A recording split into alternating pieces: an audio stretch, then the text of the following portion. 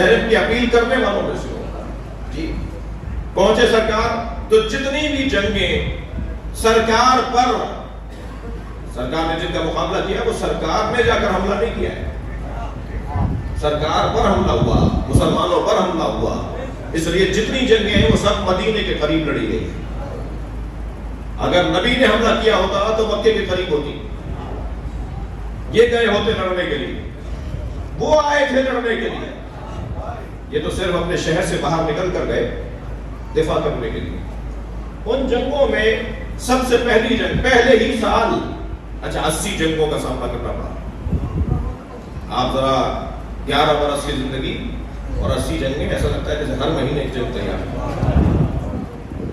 اتنا اذیتیں پہنچائی گئی۔ پہلی جنگ جو ہوئی ہے وہ جنگ بدر، پہلے ہی سال۔ میرے مولا علی کی عمر اس جنگ میں 20 سال ہے،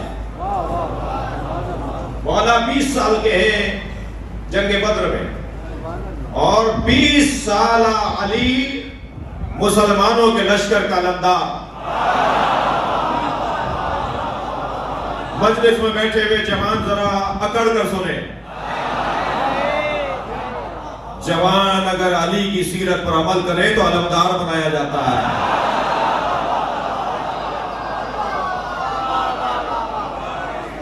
نہ یونیورسٹیاں جوانوں کے بغیر چل سکتی ہیں، نہ اسکولوں میں جوان کے بغیر تصور تعلیم ہے، اور نہ ہی مملکت بغیر جوانوں کی صلاحیتوں کے چل سکتا ہے، اور نہ ہی نمازوں میں مزہ بغیر جوانی کے ہے،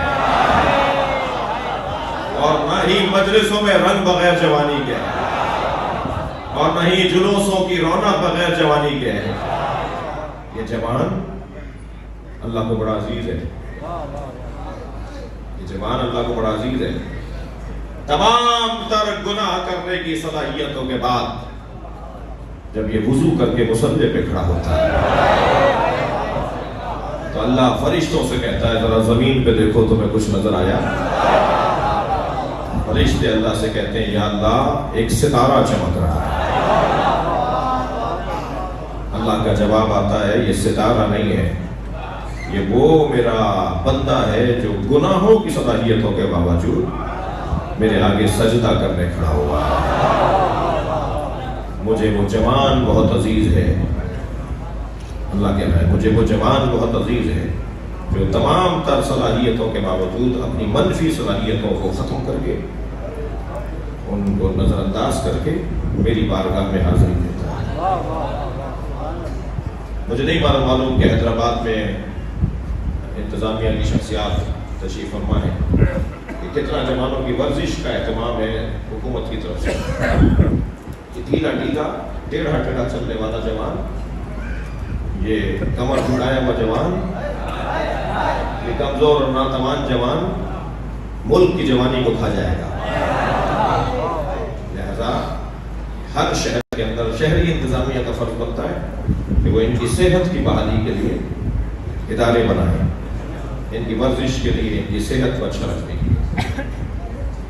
اور اگر خدا نخواستہ ریاست کی بے توجہیاں جیسے بہت سی چیزوں میں ہیں یہاں بھی ہو تو پھر میں برادری سے کہوں گا، جیسے ہمارے کراچی کے خواجہ برادران نے، پنجاب کے شیخ برادران نے اپنی برادریوں کے لیے اپنے جوانوں کی ورزش اور صحت کا انتظام کیا ہوا ہے، تو برادریاں بھی یہ کام کریں، جوانوں کا توجہ دیں، جوانوں کو مصروفیت، مثبت مصروفیت دینے کی ضرورت ہے۔ اس کا خون کہتا ہے کہ کچھ کرے،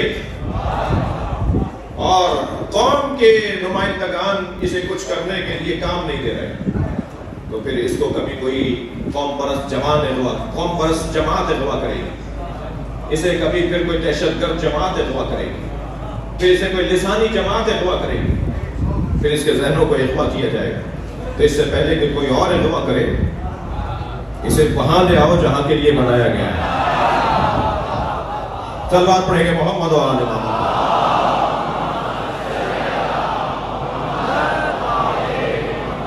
20 سال کے ہیں مولا علی، جنگ بدر میں علی علمدار لشکر اسلام۔ ادھر سے پوچھا جانا تھا کہ مسلمانوں کی طرف سے علمدار اور پرچمدار کون ہے؟ سالار جنگ کون ہے مسلمانوں کی طرف سے؟ تو کسی نے آواز دے کر کہا علی ہے. تو آواز آئی علی تو ابھی جوان ہے, پوری طرح داڑھی بھی نہیں اتری. تو میرے مولا جب میدان میں اترے تو میرے مولا نے تلوار نکال کے پہلا جملہ یہ کہا, بازلو آمین حدیث و سنی, تم میری عمر پر تبصرے کر رہے ہو. بازلو آمین, تو مصرے میرے مولا کے, بازلو آمین حدیث و سنی, تم میری سن و صحاب اور میری عمر پہ تبصرے کر رہے ہو. اللہ اکبر. وَلِمِثْلِ هَذَا وَلَدَتْنِي أُمِّي, میری ماں نے اسی دن کے لیے تو جنا تھا. صلوات پڑھیں گے محمد و آل محمد.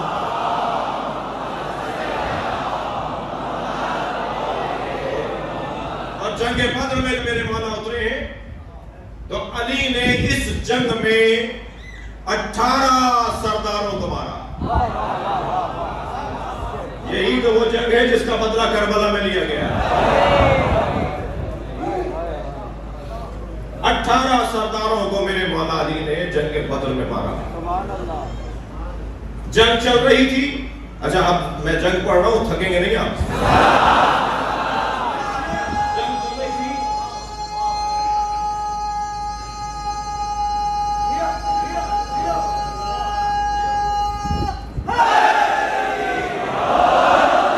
ایک مرتبہ خبر آئی کہ بدر میں مشرکین مکہ ایک کرائے کا قاتل لائے.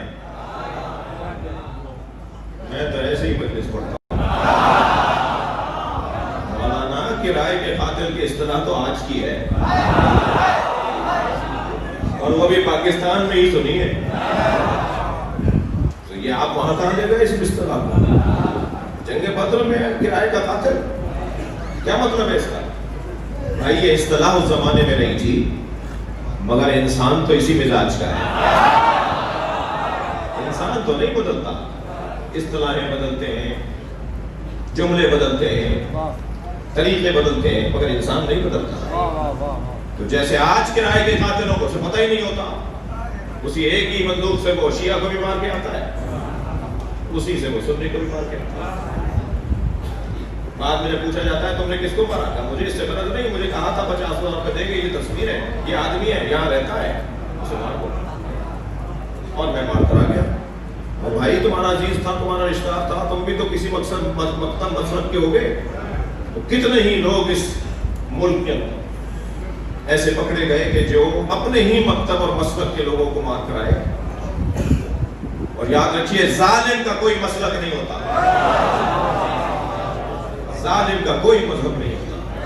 ظالم ظالم ہوتا ہے جو پیسے کی خاطر کسی کی جان لے لے. وہ آدمی نہیں ہے, وہ انسان نہیں ہے, وہ جانور ہے. بلکہ قرآن کہہ رہا ہے یہ جانور سے بھی مستر ہے. بچ کے رہیے, ہوشیار رہیے, متوجہ رہیے. یہ کرائے کے قاتل اس جنگ میں بھی نوفل بن خبیلہ نامی ایک پہلوان, ایک تلوار باز, ایک نیزہ باز, ایک تیر انداز اور اتنا داؤ پیچ جاننے والا خطرناک جنگجو تھا کہ وہ ایک وار سے گھوڑے کی چاروں ٹانگیں کاٹ دیتا تھا, وہ ایک بار سے 3 آدمیوں کے گلے اتار دیتا تھا. عجیب انداز تھا اس کے لڑنے کا. اسے پیسے دے کر کے اتنے پیسے ملیں گے ہمارے ساتھ چلو. سرکار کو معلوم ہوا کہ یہ نوفل بن خبیلہ کو ملائے. تو حضرت نے ایک مرتبہ اپنے دونوں ہاتھوں کو اٹھا کر کہا اللہم اکفنی نوفلا, یا اللہ ہمیں نوفل سے محفوظ رکھ, میری امت کو, میرے لوگوں کو, میرے مجاہدوں کو نوفل سے محفوظ رکھ. میرے مولا نبی نے یہ کہہ دیا. جنگ چل رہی تھی. جنگ چلتے ہوئے کچھ دیر گزری کہ سرکار نے ایک مرتبہ مشرکین کے لشکر کو دیکھتے ہوئے کسی کو تلاش کرنا چاہا. تو کچھ فاصلے سے مولا علی کی آواز آئی, یا رسول اللہ کچھ دیکھ رہے ہیں؟ تو حضرت نے فرمایا من لہو علم بنوفل, کسی کو نوفل کی خبر ہے؟ تو مولا نے وہیں سے آواز دے کر کہا یا رسول اللہ میں نے اسی وقت مار دیا تھا.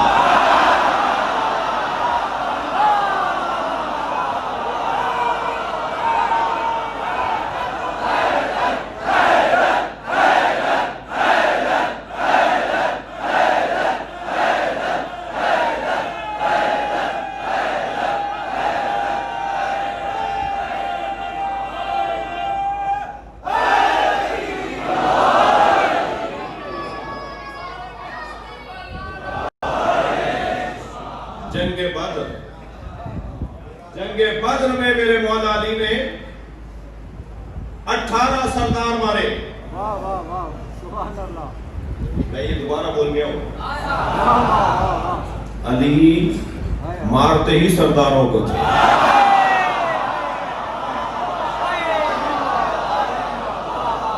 वो जो सरदारों के कबीले के बेचारे मजबूर लोग आए हैं, उन्हें क्यों मारो?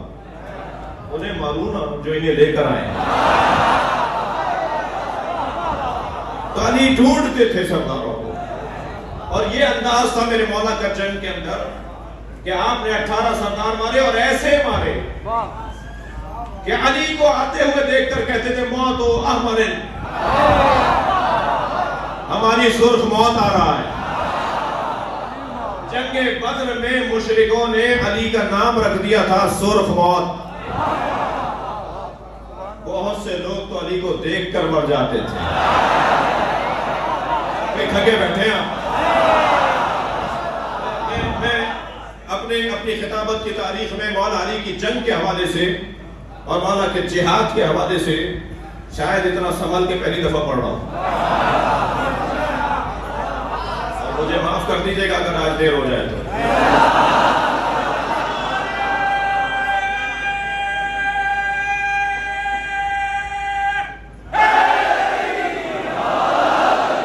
जंग बद्र में जिस अंदाज से मौला लड़े हैं उसका बयान बहुत ही रोशन है। वाह वाह, सुभान अल्लाह। और किसी एक को भी असीर बनाकर नहीं लाए।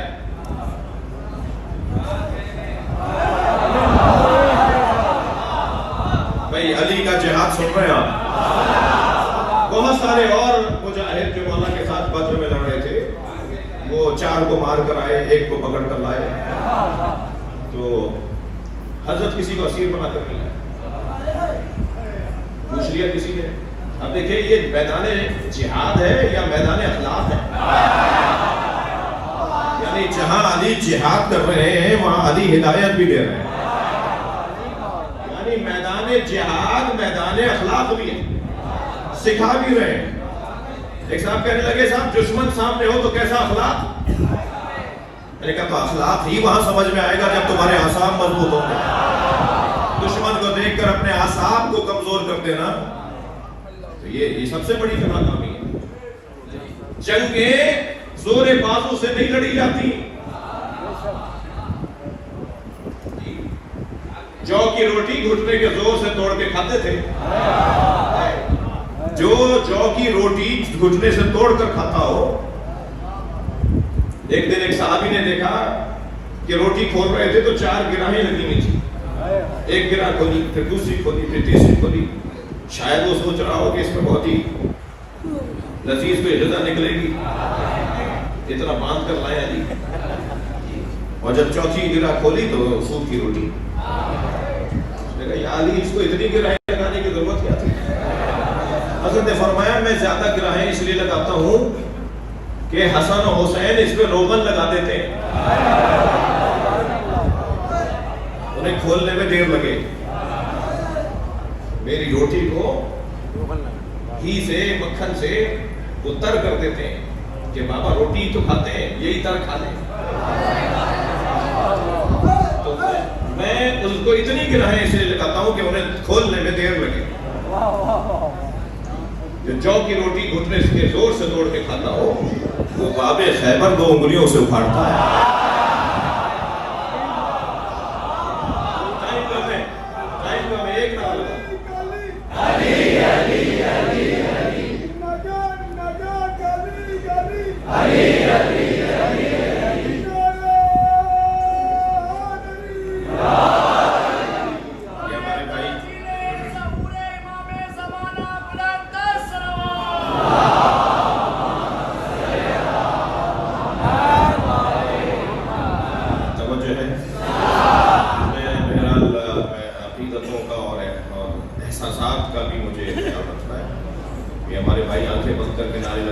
कोई देखे ही इन्हें कोई नजर ना आए, तो कोई कुछ कह ही ना सके। तो एक लगा दो ताकि तुम्हें भी सवाब मिल जाए, हमारा भी थोड़ा टाइम बच जाए। एक सलवात पढ़े जरा मोहम्मद वाले।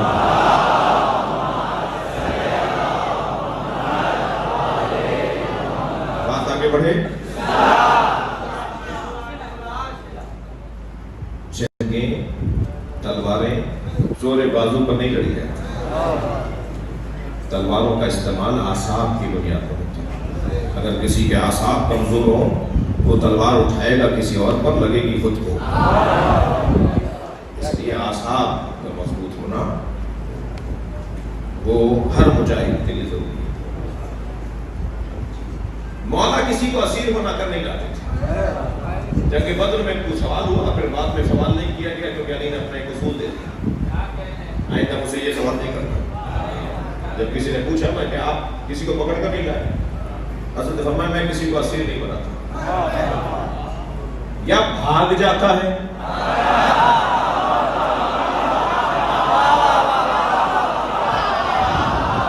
اور علی کی کرامت کا حصہ تھا کہ بھاگنے والے کو موقع دے دیتے.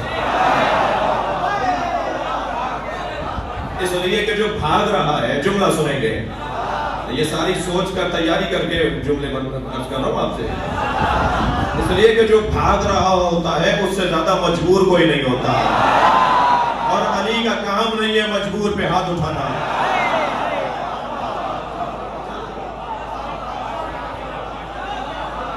یا وہ بھاگ رہا ہوتا ہے یا وہ مر رہا ہوتا ہے، بچہ کون ہے جو لے کر آؤں؟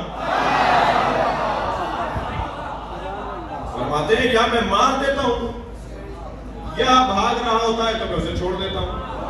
تو اسیر کس کو بناؤں؟ یہ جنگ بدر میں مولا علی نے اپنا اخلاق بتایا.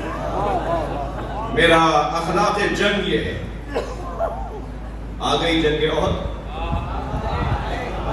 بڑا تجربہ ہو گیا کافروں کو کہ بھائی مزاج علی تو سمجھ میں آ گیا، اب ہمیں اس جنگ کے اندر آسانی ہو جائے گی.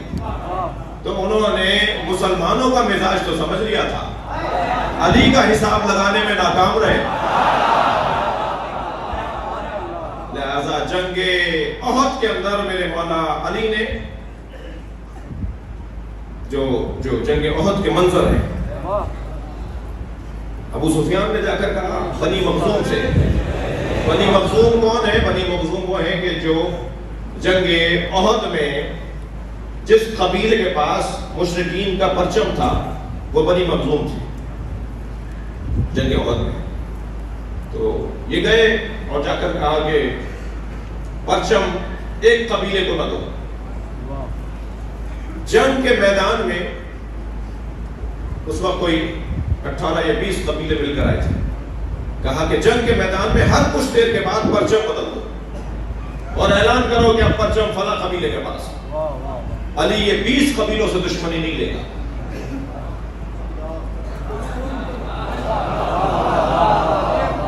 سیاست تو تھی،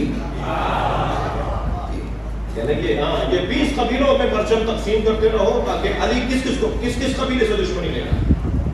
اگرچہ پتہ نہیں ہے کہ علی کہتے کسے ہیں. علی ساری دنیا سے دشمنی لے سکتا ہے اللہ کی خاطر، مزاج ہی کچھ اور ہے. لیکن میں نے کہ یہ پرچم بدلتے رہو. انہوں نے کہا نہیں، ہم اپنے پاس اتنا بڑا ہمیں اعزاز ملا ہے، ہمارے لوگ زیادہ ہیں، ہمارے قابل لوگ زیادہ ہیں، ہمارے جنگجو زیادہ ہیں، ہمارے تلوار باز زیادہ ہیں، تو ہم کسی اور قبیلے کو کیوں پرچم دے دیں، ہم ہی رکھیں گے. اس وجہ سے ان کا نقصان یہ ہوا کہ مولا نے ان کے 13 پرچمدار مار دیے. وہ ایک مرتا تھا دوسرے کو دیتے تھے، علی اسے مارتے تھے. کسی نے پوچھا کہ احد میں آپ میدان میں برق کی مانند کبھی کہیں نظر آتے تھے، کبھی کہیں نظر آتے. تو اس کا سبب کیا تھا؟ حضرت فرمانے لگے کہ میں احد میں پرچمداروں کو ڈھونڈتا تھا، پرچم گر جائے گا تو جنگ ٹھنڈی پڑ جائے گی.